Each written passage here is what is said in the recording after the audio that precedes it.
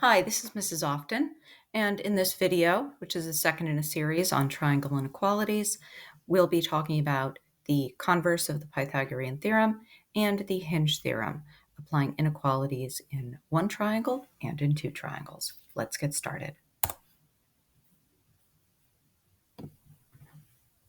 So the Pythagorean theorem tells us that in a right-angled triangle, the sum of the squares of the two legs is equal to the square of the hypotenuse.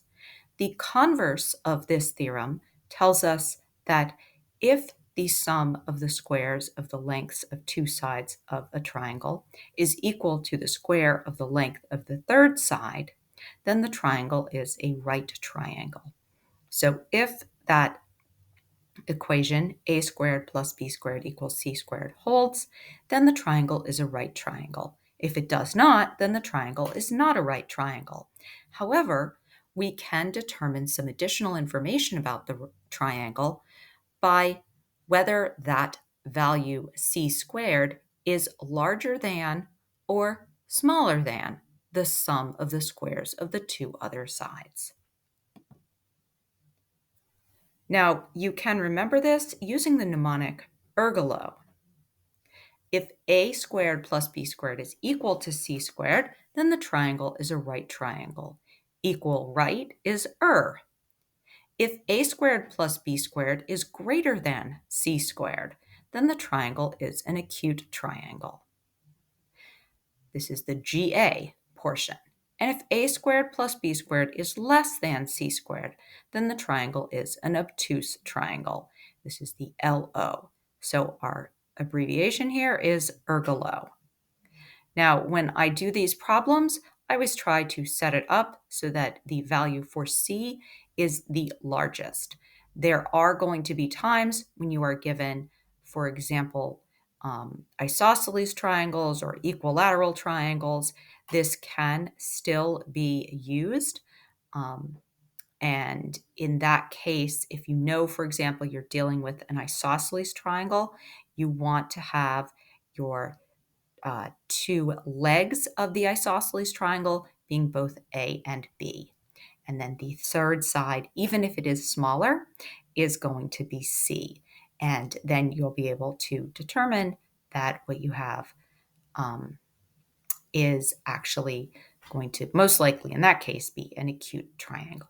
So in general, make C the largest side of your triangle, but be aware of those special cases, such as the isosceles and equilateral triangles. All right, a quick check here. Let's classify the triangles as acute, obtuse, or right using those Pythagorean inequalities and ergolo. Here's our first example, 5, 7, and 10. So we're going to square 5 and 7, add that together, and see how it compares to 10 squared. So we have 25 plus 49.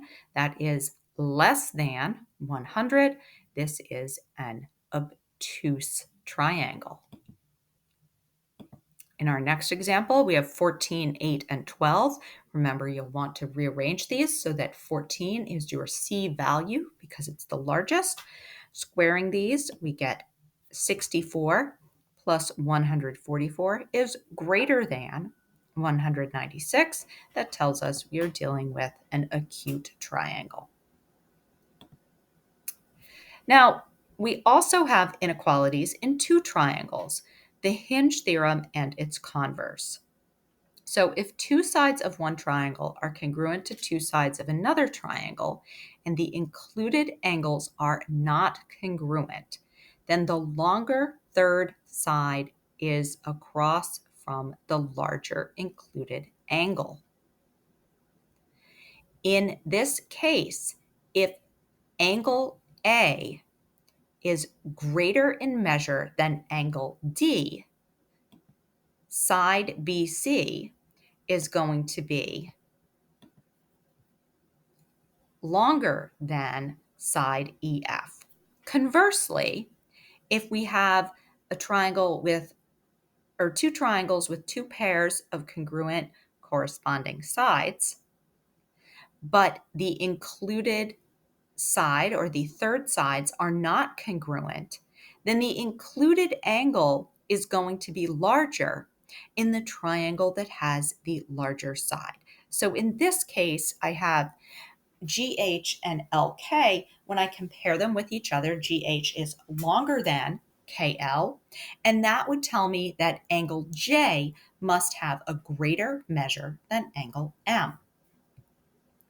Let's see this in action in a couple of problems. So here I have two triangles, and they do have two pairs of congruent sides. I notice that here BA and AD are congruent, and there's a shared side AC, which is congruent by the reflexive property. Now my third sides are not congruent. BC is longer than CD, so that tells me that BAC should have the greater measure.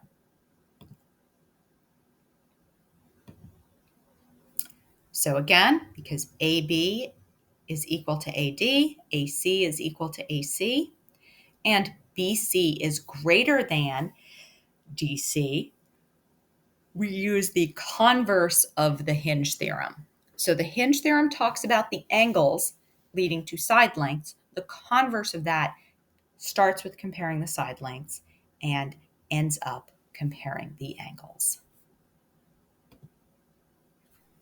In our next example, we're asked to compare EF and FG. So you'll notice that again, I have a shared side. FH is the shared side, so it must be congruent in both triangles. EH is equal to HG. And we have that angle EHF is 82 degrees. Now, since I can assume that this is a straight angle, that tells me that FHG has got to be 98 degrees. So definitely bigger than FHE. And that means by the Hinge theorem that EF is going to be shorter in length than GF.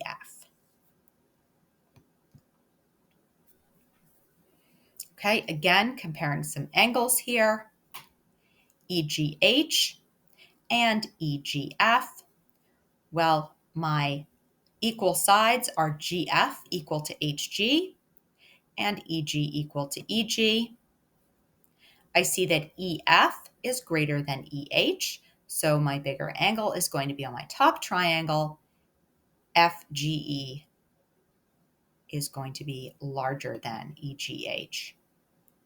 Or the measure of EGH is less than the measure of EGF. Looking here at a range of values for K, I again notice that the larger angle, the larger included angle, must be that 38-degree angle.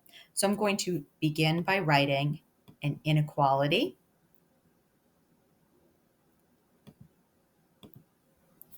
(5k minus 12 is less than 38. If you wrote 38 is greater than 5k minus 12, that's also fine. Solving tells me that k must be less than 10. Now, it's important to notice that the angle measure cannot be less than 0. So we do also want to note that k must be at least 12/5.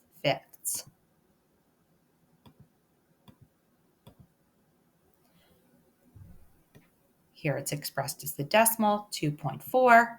So our range of values for k is 2.4 is less than k is less than 10. And that is less than and not less than or equal to.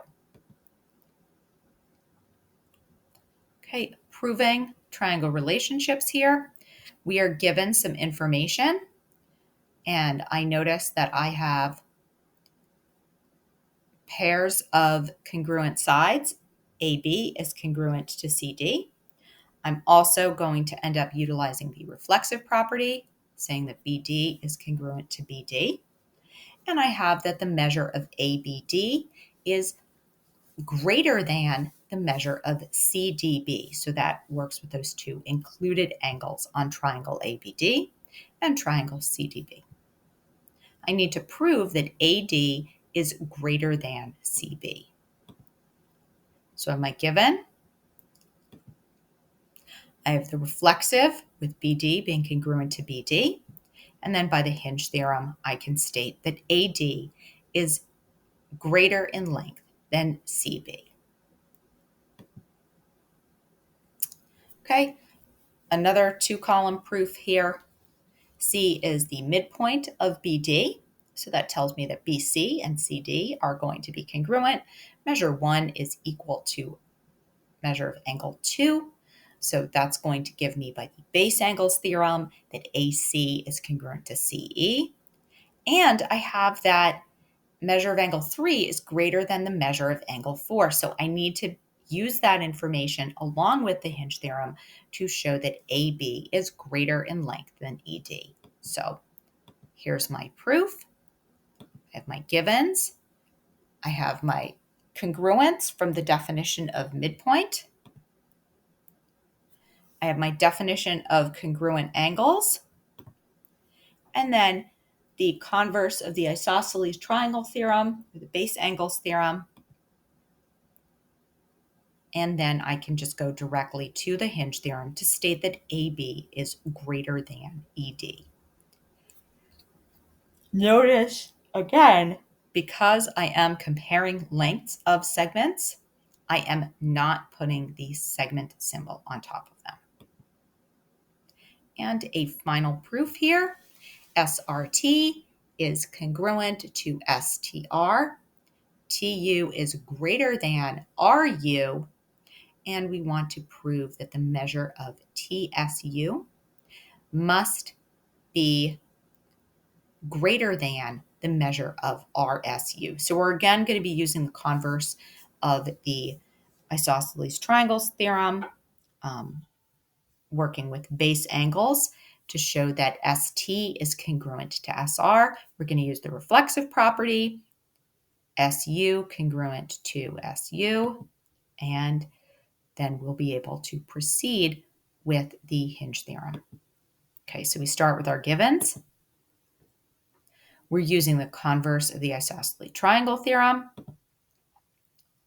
the reflexive property, and finally, we have the converse of the Hinge theorem. Since TU is greater in length than RU, that means that TSU must have the greater measure out of those two angles, TSU and RSU. I hope you found this video useful, and I'll talk to you again soon. Have a great day.